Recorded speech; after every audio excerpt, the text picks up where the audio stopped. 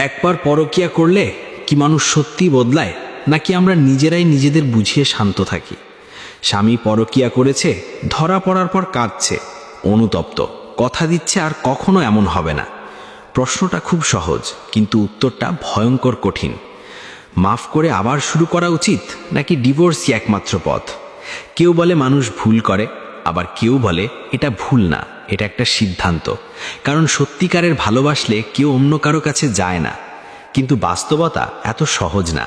এখানে সন্তান আছে, সংসার আছে, সমাজ আছে। একজন নারী যদি থেকে যায়, মানুষ বলে সে দুর্বল, আর যদি চলে যায়, মানুষ বলে সংসার টিকাতে পারল না। কিন্তু কেউ কি কখনো জিজ্ঞাসা করে ভাঙা বিশ্বাস নিয়ে প্রতিদিন একই মানুষের পাশে ঘুমানোটা কতটা কঠিন? আর একটা প্রশ্ন থেকে যায়, যে মানুষটা ধরা পড়ার আগে থামেনি, সে কি সত্যিই বদলাবে, নাকি সুযোগ পেলেই আবার করবে? সত্যিটা হলো, সব মানুষ একরকম না। কেউ সত্যিই ভুল বোঝে বদলে যায়, আবার কেউ শুধু ধরা পড়ার ভয়েই কিছুদিন ভালো থাকে। তাই সিদ্ধান্তটা খুব ব্যক্তিগত।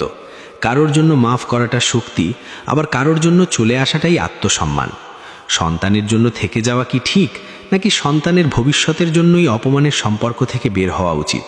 এই প্রশ্নগুলোর উত্তর সবার জীবনে এক না। তাই আজ একটা খোলামেলা আলোচনা হোক। আপনার অভিজ্ঞতা কি বলে? পরকীয়া করা মানুষ কি সত্যিই বদলায়, নাকি কিছু সম্পর্ক থেকে বের হয়ে আসাই সবচেয়ে সাহসী সিদ্ধান্ত? হয়তো আপনার একটা কথাই আজ কারো চোখ খুলে দিতে পারে।